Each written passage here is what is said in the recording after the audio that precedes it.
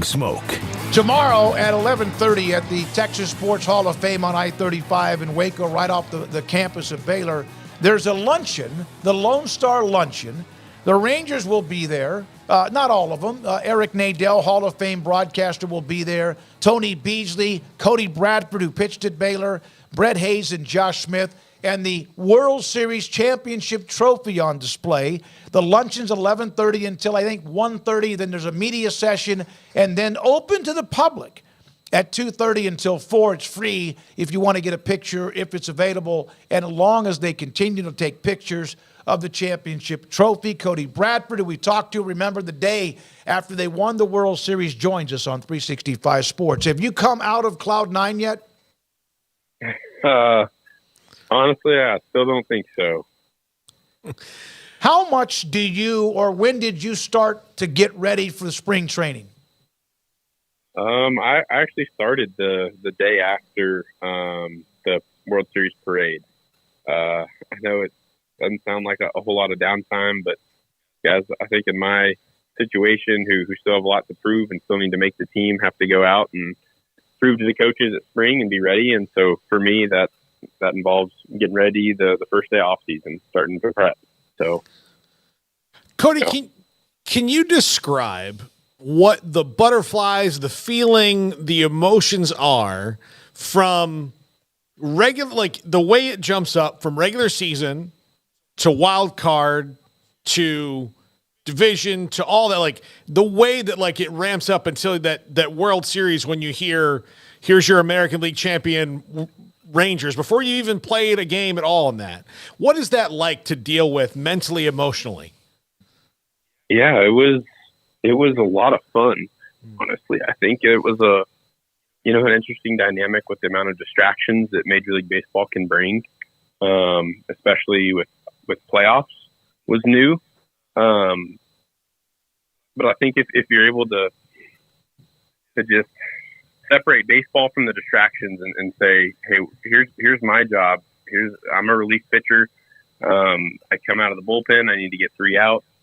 If you can just focus on the job at hand, it quiets down the distractions, and then you can use that excitement the playoffs brings, right? That the ALCS, that the World Series brings, to just heighten your senses and do your job even better. I guess that's the way I kind of went about it. So besides the experience, Cody, of having pitched in some big games, big postseason games, that seasoning, what did you learn from that experience that you gathered from start to especially the finish last year? What makes you a better player now as a result of that, besides just the experience itself? Yeah, I think I learned a lot about myself as a pitcher. Learned kind of what works and what doesn't work at the big league level that I might have gotten away with in AAA or in AA last year or the year before, and then kind of just what I need to, what is expected of me more moving forward. And that helps me prepare in the off season a little bit better, helps me focus a little bit more on, maybe pitch design instead of, the strength and conditioning side. Maybe I need to work a little bit more on, adding an extra pitch instead of just getting stronger necessarily. So kind of how to tailor the off season, and then also just how to limit distractions during the season. I think I learned a lot about that this year, having some time in the big leagues. Are the playoffs like like when you're in college, you can have like the full, 16, 18 week semester, right? And then you can have like the summer sessions that are like 9. Is that like the rapid fire? Like I better I'll learn about myself really quickly and what works and what doesn't more now, because you could have had a nice outing in August sometime, but maybe not everybody had their best stuff that day, as opposed to it's October 10th. You got to win this game and everybody's locked in. Yeah, I think there's not as many opportunities in the playoffs. And so when you get one, you're absolutely right. Like it's a crash course on, you better be really, really in tune with what works for you. And it's once you get to the playoffs, it's not really about, hey, let me find out what works for me. Like you kind of need to know that beforehand, and then have confidence going in and be really confident in your stuff and how you want to attack each guy moving forward in the playoffs. Cody, you were highly recruited. You ended up at Baylor. Obviously, you have Major League Baseball talent and arm, but when was the first time that somebody told you might be a pro prospect? And what was that conversation like? It was probably my sophomore year of college at Baylor, coming off the Big 12 Pitcher of the Year, had some success that year, and then got invited to the Cape Cod League and to try out for Team USA. And I think it was kind of when I was between the Cape Cod League and trying out for Team USA, when I was around some of the other really high caliber guys in college, that a couple guys and my coaches, Coach Strauss and Coach Rod at Baylor at the time, were like, hey, you have an opportunity to do something big here and to go as far as you want to go in baseball, but it's going to be up to you. And that was kind of the first time I heard that, and the first time I honestly started thinking about playing professionally was probably when I made the jump that summer. So, Cody, I know when teams go off and win championships, a lot of times after the fact, somebody will say, like, I knew it, I could feel it, I could sense it. Did you get a special feeling about this team? Did you kind of have that feel early on that some people get, that something special is going to happen if, obviously things like health can stay the course? No, I wish I could say yes to that, but honestly, like, our last regular season series was in Seattle, and all we had to do was win 2 games that week to clinch the AL West, and we couldn't get it done. And we did make playoffs with a one win that weekend, but I think that was a real gut punch to most of us. I think most of the team was like, hey, the AL West is ours. We're going to make a deep playoff push. And then when we didn't clinch and we saw Houston clinch, we're kind of like, oh man, like, our backs are up against the wall. From then on out, there's no expectations. We just want to play as much baseball and as good as baseball as we can. Do you get to take the World Series trophy around like they do with the Stanley Cup? I personally don't, but I think the event tomorrow, I think the Rangers Caravan, I think it's somebody's job to travel with that trophy wherever it goes. And to be honest, I'm not sure whose it is, but that would be a pretty cool job. I'm a clumsy person. So if I was there and they handed me the trophy, I would be like, you better snap a picture fast because I'm handing it to the next person as soon as I can. Were you like that a little bit? I mean, it's the World Series trophy. You do want to hold it, but I would just be nervous that I'd be the guy that, like, dropped it. No, we were so excited when we first got it in Arizona right after the game. We were so excited to pass it around and each take turns, with our families. And my wife and my parents and my sister were there, and everybody was lined up to hold the trophy and get a picture with their parents and family. So it's a really cool thing to do, and if you have an opportunity tomorrow to come out and do it, then I highly recommend it. Cody, I hate asking this because there's I'm a lifelong Rangers fan, so there were so many cool moments throughout that postseason. As you know, it's hard to pick just one, like your favorite child, right? But, from the Houston series and then, to basically dominate Arizona, just what stands out to you, I guess, the most from that just run, that if you had to start the story, so to speak, what are you starting with? I would, besides winning every single road game, which I don't think any of us really realized until the final game and until it kind of came out in the press. My favorite individual moment was in Game 1 of the World Series when Corey Seager tied it up with a 2-run homer in the bottom of the ninth. I had pitched earlier that game and pitched a scoreless inning and got to be in the dugout, so I was a little bit closer to the action. And gosh, the emotions that Corey showed after he hit that bomb, and then like the eruption from the crowd, that, and then Adolis, calling final in the bottom of the 11th. Those two moments are by far my favorite of the whole postseason. Is Corey Seager the toughest hitter in Major League Baseball to get a book on, where you can go, well, I know that he can't hit this, so that's what I'm going to do, because I don't really think there's much, especially given the amount of work he puts into hitting, that you can fool him on? Yeah, I think he's got to be one of the best hitters in Major League Baseball, if not the best. And what a just locked in human being. Like, at all times of the day, as soon as he gets to the field to when he leaves, like, he's always locked in thinking about something. And he takes that to every at bat. And I'm so glad he's on my team and I don't have to pitch against him. I'll say that. What was the loudest moment? Was it Seager in the first game against the Diamondbacks, or was it perhaps an Adolis homer? Oh gosh.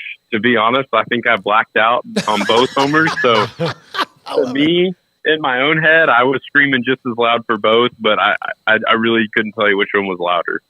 That Corey one was just so clutch, though. Like in that moment, I mean, you guys are about to lose that game, and then you need like a miracle, and here's the miracle, man, stepping up and just cranking one. But how he's asking about, do you think that having the indoor, I've asked a few Rangers beat writers, but you can speak better to this. Do you think that was an aid as well in the Rangers organization getting over the top? You know, the conversation, the hot summers at the ballpark in Arlington, just how much of an advantage do you think that there is having that indoor ballpark as opposed to the olden days, so to speak? Yeah, I mean, it definitely keeps guys fresher longer into the season. So whereas you like at the old stadium in Arlington, you might start having guys poop out, you know, honestly after All-Star break when the summer gets really hot and it starts to drag on, but or it gets really hot, and now like you kind of stay fresh all year. And I think like Simeon could attest to that. The guy didn't miss hardly any games this year. He might have played every single one, started every single one, and like you just don't have that in Texas. So definitely at the old stadium in the heat, that's probably a record that would have never happened. But you know, now it does because we got indoor and we got AC. So DeGrom's out for a while, and obviously Scherzer's out for a while. Evaldi had an unbelievable postseason like he did one year, of course, or like he's done with Boston. Do you pay attention? How do you look at the depth chart? Like you mentioned, you still have to prove yourself, even though you did with huge moment in the postseason. How do you kind of go about looking at the depth chart with what you have with the rotation and also in the bullpen? Yeah. You know, you don't look too much at the depth chart, but you just understand that there's going to be opportunities and kind of wherever that comes, whether it's in a bullpen role or a starter role, whatever that role may be, right? I just want to be a contributor. And so kind of planning the off season, it's not really for a certain role that I'm planning for. It's just to be the best version of myself going into spring training and whatever that looks like. And so, you know, you don't want to look too much at the depth chart because there's so many moves that can happen in an off season that's just out of your control. And so you just try to control, you know, your effort and your attitude moving forward. And so looking to next year, whatever opportunity and role is available, you know, that's how I want to contribute to the team. Cody, I asked you this when we had a chance to visit with you after you got back from the parade and all the things that went down with the World Series about Mitch Thompson. Tough first year, very tough year. But it appears as if you, Max Muncy, and some others that have been in that program before are trying to get him at least a fair or even playing ground. Is that still there? Is that momentum that's building? Yeah, I had time to talk and sit down and talk with Coach Thompson this offseason, kind of right after I got back from some offseason stuff. And gosh, he's definitely got a good mindset moving forward for this season, and the improvements that has already been made from last season, and just the excitement that he has around the guys coming in. And I think there were definitely some learning curves coming over from MCC and just in college baseball in general with the NIL stuff. You know, that's a whole different game that I think Baylor's going to have to learn how to compete with other big Power 5 schools like a TCU or an LSU, teams that are going to have a lot of outside money coming in. Baylor's just going to have to learn, you know, and it's going to be on me, the alumni, the boosters, the fans, you know, people that want Baylor to succeed are going to have to start putting some money out there. You know, as odd as that sounds, like we're going to have to start helping out the team and doing what we can do from the outside to get the caliber of players they're going to help the program moving forward. All right, you're a pitcher. You're going to give up home runs. You're going to lose games. That's part of the mix. So you also won big moments. Without you, they don't have the postseason run because you came up with a huge moment. Is it like being a cornerback who gives up a touchdown pass or a kicker who misses a field goal? Is that the same mentality as a pitcher? Yeah, I think you have to have a short memory. You know, the most important pitch is the one that you're making. You can't think too much about the next pitch, and you can't think too much about the pitch you just made that might have gone over the fence or might have gotten hit really hard for a line drive out. All you can do is control the pitch you're making, and in that sense, yeah, I guess it's kind of like a field goal kicker. You just control that kick right there. Congratulations. We'll see you tomorrow at the Texas Sports Hall of Fame, the World Series Championship Trophy. Cody Bradford, Rangers pitcher, with us on 365 Sports. Cody, thank you so much. Thank y'all. Thanks for having me. Cody Bradford, good dude.